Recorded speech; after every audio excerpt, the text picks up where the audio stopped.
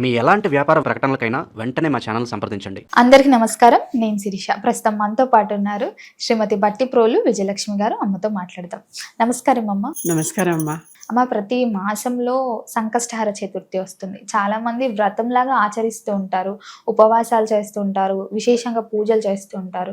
మరి అసలు సంకష్టహర చతుర్థి యొక్క పూజ విధానం ఏంటి? ఒకవేళ చేయాలనుకునేవారు కొత్తగా స్టార్ట్ చేస్తున్నామంటే ఎలా స్టార్ట్ చేయాలి? అసలు ఎందుకు ఈ పూజ చేయాలి? చేస్తే ఎట్లాంటి ప్రతిఫలం ఉంటుంది? సంకష్టహర చతుర్థి సాధారణంగా గణపతికి ఆరాధన చేస్తాం. సాధారణంగా ఇతర దేవతలను పూజించకూడదని ఎక్కడా లేదు. ఏ దేవతనైనా పూజించవచ్చు. దుర్గాదేవతను పూజించే ఆచారం కూడా ఉంది. కష్టాలను హరిస్తుంది. ఆ రోజున మనం చేసినటువంటి జపము పూజ అంతా సంకష్టహర, కష్టాలన్నిటినీ హరింపజేసేటటువంటి చతుర్థి. ప్రతి నెలలో బహుళ అంటే కృష్ణపక్షంలో అమావాస్య పౌర్ణమి తర్వాత వచ్చిన చతుర్థి అనమాట.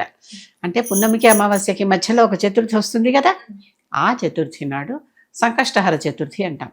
అది మంగళవారంతో కలిసి వస్తే ఇంకా గొప్పగా చెప్తాం. అంటే ఇంకా ఎక్కువగా మన కష్టాలని అన్ని ప్రతిసారి మంగళవారం నాడే రావాలని లేదు కదా, రకరకాల వారాల్లో రావచ్చు. అది దాని ఫలితం. ఇక్కడ ఆ రోజున గణపతి హోమం చేసుకునే వాళ్ళు ఉంటారు, గణపతి పూజలు చేసేవాళ్ళు ఉంటారు, చండీ హోమాలు చేసేవాళ్ళు ఉంటారు. ఇలా ఆ రోజున ఇలాంటివన్నీ చేసుకుంటే మనకి వచ్చే కష్టాలు వెళ్ళిపోతాయి. అంటే కష్టాలు వస్తాయి కదా, మనుషులు ఉన్నాక కష్టాలు తప్పవు. సుఖాలు ఉంటాయి, కష్టాలు ఉంటాయి, మంచి ఉంటుంది, చెడు ఉంటుంది, అన్నీ ఉంటాయి. కనుక మనకున్న కష్టాలు పోవాలంటే ఇలాంటి సంకష్టహర చతుర్థి వచ్చినప్పుడు ఆ రోజున ఈ కష్టం పోవాలి అని మనం సంకల్పించుకుని ఆ దేవతకి పూజ కానీ, జపం కానీ, హోమం కానీ, లేకపోతే ఆలయాలకి వెళ్ళి ప్రత్యేకంగా అక్కడ ఏదైనా పూజలు చేయించుకోవటం కానీ మన ఇంట్లోనూ చేసుకోవచ్చు, ఆలయంలోనూ చేసుకోవచ్చు. చాలామంది ఎక్కువగా ఆ సమయంలో గణపతి హోమాలు, చండీ హోమాలు చేయిస్తారు, ఆలయాల్లో చేస్తూ ఉంటారు. చేసి అక్కడికి వెళ్ళి మనం కూడా వాళ్ళతో పాటు అక్కడ ఎంతో ఇంత రుసుము చెప్తారు కదా, అంతా కట్టేసి అక్కడ కూర్చుని మనం కూడా జపాలన్నీ చేసుకోవచ్చు. నిజంగానే ఇవి ఎన్నో ఆలయాల్లో చేస్తారు. ఆ ఆంజనేయుడు ఆలయంలో కూడా చాలా ప్రత్యేకంగా ఈ పూజలు చేస్తారు. గణపతి, దుర్గా అనే కాకుండా ఆంజనేయుడు ఆలయాల్లో కూడా ఈ పూజలు బాగా చేస్తారు. అసలు వాళ్ళందరూ కష్టాలను నివారించే దేవతలు ఎక్కువగా. మిగిలిన దేవతలు నివారించారంటే అందరూ నివారిస్తారు. వీరిని ఎక్కువగా ప్రత్యేకంగా చెప్పుకుంటూ ఈ సంకష్టహర చతుర్థి చేస్తాం. అంటే ప్రతి నెల కృష్ణపక్షంలో వచ్చేటటువంటి చతుర్థి ఆ రోజు ఎప్పుడుందో అప్పుడు, అంటే సూర్యోదయం నాడు చతుర్థి సమయం ఉంటే ఆ రోజు దాన్ని మనం సంకష్టహర చతుర్థిగా పరిగణిస్తాం. కొంతమంది మాత్రం ఎక్కువగా ఈ పూజలు ప్రదోషంలో చేస్తారు, సాయంకాలం పూట చేస్తారు. సాయంకాలం పూట చేస్తారు కనుక ఆ సమయంలో చతుర్థి ఉన్నప్పుడు చేసే పద్ధతి కూడా ఉన్నది. అటు ఉన్నది, ఇటు ఉన్నది. ఒక్కొక్కళ్ళ పద్ధతి ఒక్కొక్కటి అని చెప్తున్నా కదా. అందుకనే మనం గమనించి చూస్తే కొన్ని పండుగలు శైవులకు ఒక రోజు వస్తుంది, వైష్ణవులకు ఒక రోజు వస్తుంది, కొంచెం డిఫరెన్స్ వస్తూ ఉంటుంది. అలాగా తెల్లవారుజామున ఎప్పుడైతే స్టార్ట్ అవుతుంది, సూర్యోదయ సమయానికి ఏ తిథి ఉంటే ఆ తిథిని ఆ రోజుకు తిథిగా చెప్పుకుంటూ పూజ చేయాలి. ఒకసారి ఆ సూర్యోదయం తర్వాత 2-3 నిమిషాలు ఉండదు, వెళ్ళిపోతుంది. అవును. ఆ తర్వాత నుంచి ఇంకొంత మొదలైపోతుంది. అందుకని తత్కాల అని అప్పుడు ఇప్పుడు సూర్యోదయంలో అప్పుడు చతుర్థ్యాం అని మొదలుపెట్టినట్టే తత్కాల సమయే పంచమ్యాం అని చెప్పుకుంటారనమాట. ఇప్పటికి మారిపోయింది అని అలా కూడా చేస్తారు. అది కనుక సంకష్టహర చతుర్థి పూజలు చేసుకుంటే కష్టాలు తొలగిపోతాయి. కష్టం లేనిది మానవుడు ఎక్కడా మనకు కనిపించాడు కనుక, కానీ ఎక్కడ వెతికి చూసినా కనిపించాడు. బుద్ధుడితో కథ కూడా ఉంది. ఒక తల్లి పిల్ల పోతే, తన చైల్డ్ పోతే ఏడిచిందట. ఏడిచి తీసుకొచ్చి నువ్వు గొప్ప దేవుడు అని చెప్తున్నారు అందరూ, నా బిడ్డను బతికించు అని బుద్ధుడు కాళ్ళ దగ్గర పెట్టిందట. తప్పకుండా బతికిస్తానమ్మా, నువ్వు వెళ్ళి ఎక్కడా మరణం లేని ఇంటి నుంచి కాసిన ఆవాలు పట్టరా అన్నట్ట. ఎక్కడా మరణం లేని ఇల్లు ఎవరో ఒకళ్ళు ఎప్పుడప్పుడు పోయి ఉంటారుగా ప్రతి కుటుంబంలోనూ. అవును, పోకుండా ఎవ్వరు ఉండరు. ఏ తలుపు కొట్టినా వాళ్ళ కుటుంబంలో ఎప్పుడప్పుడు ఎవరో ఒకళ్ళు పోయారని చెప్పి మేము ఇచ్చిన ఆవాలు చెల్లవమ్మా నీకు అన్నారు. అప్పుడు వచ్చి నాకు తెలిసింది మరణం అనేది సర్వసాధారణం, అందరిళ్ళకి రావాల్సిందే, వస్తుంది, కనుక నాకు అర్థమైంది అని చెప్పింది ఆవిడ. అర్థమైందా? కనుక కష్టం లేని మానవుడు, మరణం లేని ఇల్లు ఎలా అయితే ఉండదో, కష్టం లేని మనిషి కూడా ఎక్కడ మనకి కనిపించాడు. ఏదో కష్టం ఉంటుంది కనుక అటువంటి ఏమన్నా కొన్ని భరింపరాని కష్టాలు ఉంటాయి, కొన్ని చాలా అది లేకపోతే మన జీవనం కష్టం అనేటటువంటివి ఉంటాయి. కొన్ని చోట్ల అవమానం ఉంటుంది, కొన్ని చోట్ల ధనం లేకపోతే ఉంటుంది, కొన్ని చోట్ల సమయానికి కావాల్సినటువంటి వస్తువు అందకపోవటం, అన్ని దరిద్రాలే కదా ఇవన్నీను. అలాంటివి పోవాలంటే గణపతిని ధ్యానిస్తే మొట్టమొదట ఆయన మనని కాపాడతాడు. గణపతిని ధ్యానిస్తే ఏంటంటే ఎక్కడ ఏమీ మనకి ఆటంకాలు లేకుండా అన్ని అందేలాగా చూస్తాడు. దుర్గా ఆవిడ దుర్గతి నాశిని కదా, దుర్గతులు ఏమన్నా ఉంటే వాటిని నాశనం చేస్తుంది ఆవిడ. కనుక గణేశుడైతే ఎలాంటి విజయాలైనా ఈజీగా కాదు, ఆయనకు అవి సులభమైనవి, మనకు చాలా కష్టం. కనుక ఈ దేవతలను ఎక్కువగా పూజించడం ఆ రోజుల్లో ఉన్నది. మరి ఇంట్లో పూజా విధానం ఎలా చేసుకోవచ్చు అంటారు? సేమ్ ఇదే, చక్కగా కూర్చోండి, కాసిన పాలవి తెచ్చుకోండి, పంచామృతాలు తెచ్చుకోండి, గణపతి విగ్రహం పెట్టుకోండి, ఆ విగ్రహానికి, లేకపోతే విగ్రహం ఉంటే విగ్రహానికి పంచామృతాభిషేకం చేయండి, లేకపోతే పసుపు ముద్ద పెట్టుకున్న గణపతే కదమ్మా. పసుపు ముద్ద పెట్టుకుని దాన్ని నడినెత్తి మీద బొట్టు పెడితే గణపతి, ముందుకు బొట్టు పెడితే దుర్గా అమ్మవారు గౌరీదేవి. అర్థం, ఒకటే పసుపు ముద్ద 2 ముద్దలు చేసుకుని నెత్తి మీద పెడితే గణపతి, ముందుకు పెడితే గౌరీ. ఎందుకు నెత్తి మీద పెడితేనే గణపతి అని అంటుంటారు?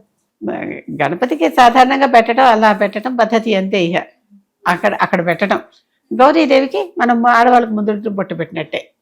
అది అమ్మ, ఇది వ్రతం లాగా ఇన్ని వారాలు అని చేసుకోవచ్చా, లేకపోతే ఎప్పుడు? అది మొక్కుకొని చేసుకునే వాళ్ళు నిజంగానే చేస్తారమ్మా. ఈ పద్ధతి ఒకటి ఉంది. అంటే ఆ ఆలయానికి వెళ్ళి నీకు ఇన్నిసార్లు ఇన్ని వారాలు నీకు ఇలా ఈ పూజ చేస్తాను అని మొక్కుకొని అన్ని వారాలు వెళ్ళి ఆ పూజ చేసే పద్ధతి ఉన్నది వాళ్ళకి. అంటే అక్కడ హోమము, జపము, అర్చను ఏదో ఒకటి చేయిస్తారు కదా, అది చేయించే పద్ధతి ఉంది. కొంతమంది మొక్కుకుంటారు. అట్లా మొక్కులకి నమ్మకాలే తప్ప మొక్కులకి ఎక్కడ ఇలాంటి శాస్త్రాలు ఉండవు.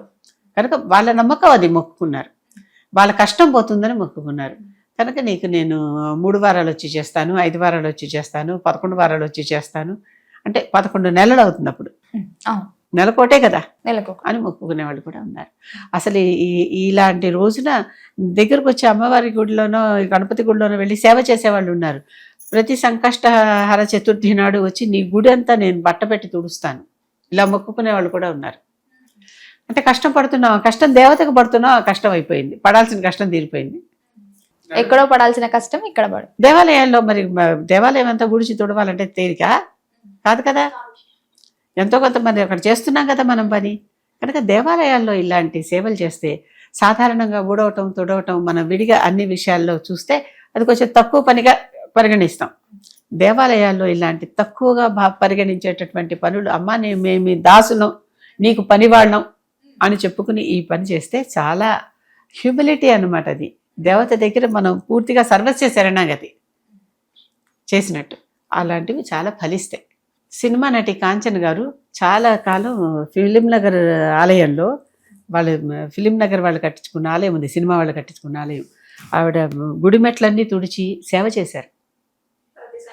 ఆవిడ బోళ్ళంత డబ్బు ఉంది, ఆవిడ ఆస్తి అంతా కూడా తిరుమల తిరుపతి దేవస్థానం వాళ్ళకి డొనేట్ చేసేసారు. అలాంటి ఆవిడ దేవుడిని మొక్కుకుని దేవుడి దగ్గరికి వచ్చి ఫిలిం నగర్ ఆలయంలో ఆలయం శుభ్రం చేసే పని చేశారని చెప్తారు ఇప్పటికీ. అంటే ఆవిడ అలా మొక్కుకుని చేశారు ఆవిడ. అంతేగాని అది బెదరికం వల్ల చేశారు, అవసరం వల్ల చేశారని కాదు. అమ్మవారి మీద ఉన్న, దేవుడి మీద ఉన్న భక్తితో చేశారు. భక్తితో శరణాగతి చేస్తే మనం ఏమన్నా చేస్తాం కదా, అది చేశారు. అది మరి చాలా మంది సంకష్టహార చతుర్థి రోజు ఉపవాసాలు ఉంటే కూడా మంచి జరుగుతుంది, బాగుంటుంది అంటారు. నిజంగా ఉపవాసం ఉండాలా ఆ రోజు? మనం పెట్టుకున్న నియమం పట్టే ఉంటుందమ్మా. ఉపవాసం ఉంటాను అనుకుంటే ఉండాలి, నియమం పెట్టుకున్నాక వెనక్కి వెళ్ళిపోకూడదు. లేదంటే అక్కర్లేదు. మనం ఇలా నియమంగా ఏమీ లేదు, మనం పెట్టుకున్న మనం విధించుకున్న నియమం బట్టే ఉంటుంది ఏదన్నా.